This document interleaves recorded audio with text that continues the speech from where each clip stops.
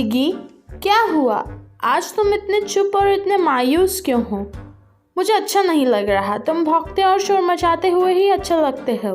नहीं मैडम, आपने तो मुझे अच्छे खासे बिस्किट खिलाए, मगर गुस्सा तो मुझे आपके पोषित दूसरे कांग्रेसी पर आ रहा है, इसलिए मेरा मन नहीं लग रहा है। अरे इतनी किसकी हिमाकत जो तुम्हें परेशान कर रहा है डिगी? मेरे प्यारे कुत्ते को परेशान करने वाला आखिर है कौन? मुझे उसका नाम बताओ। मालकिन, वो मध्य प्रदेश का सीएम कमलनाथ है। पहले तो उस कर्मजले ने मुझे मध्य प्रदेश का मुख्यमंत्री नहीं बनने दिया। अब जब वो बन गया है तो मुझे मध्य प्रदेश से मेरी बनाई हुई जमीन और नाम सरकाने पर तुला हुआ है। मुझे तो बहुत ही चिंता हो रही है मैडम एंटोनिया। पहले ही तो हाउस मोदी ने हमारी हालत इतनी खराब कर दी है।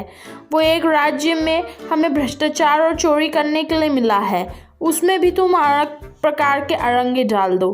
कितने एहसान फरामोश हो गए हो डिगी तुम।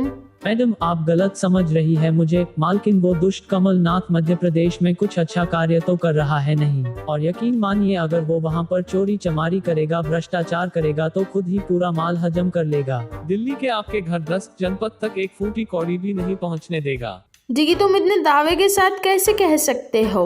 मुझे भी अब डर लगने लगा है। मैडम, आप जानती नहीं उस कमलनाथ को, आप जानती नहीं वहाँ के कद्दावर नेता सिंधिया के साथ मिलकर वो कांग्रेस को हथियाना चाहता है। मुझे तो राहुल बाबा की चिंता होती है, वह उन्हें कहीं पार्टी में हाशिए पर ना डाल दे, इसलिए मैं इतनी फिक्र में रहता हूँ। तुम्हारा चेहरा नहीं है तो कम से कम अच्छी बातें तो कर लिया करो। हर वक्त ऐसी नकारात्मक बातें क्यों करते हो तुम? हमारे पश्चात राहुल को कोई नहीं कुछ कर सकता है, वो ही कांग्रेस का अगला सम्राट होगा। अब डिगी, तुम ही कमलनाथ को वश में करने के लिए कुछ युक्ति लगाओ।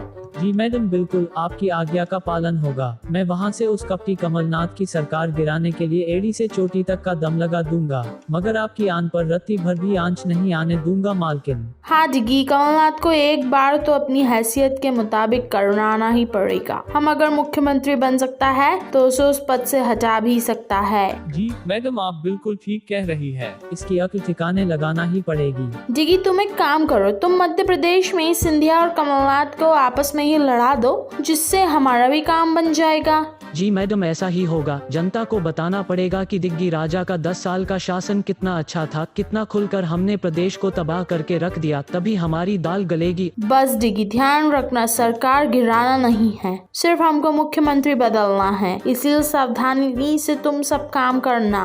अनजान बने रहना मीडिया में कमलनाथ के मामले में, और अगर ऐसा हो गया तो हम तुम्हें मध्य प्रदेश राज्यसभा से फिर सांसद बनवाएगा, और तुम्हारे पिल्ले, मेरा मतलब तुम्हारे छोकरों को भी प्रदेश की जमीन मिल जाएगी राज करने के लिए। अरे मैडम, मैं यही तो चाहता हूँ। आखिर क्या क्या कहा तुमने?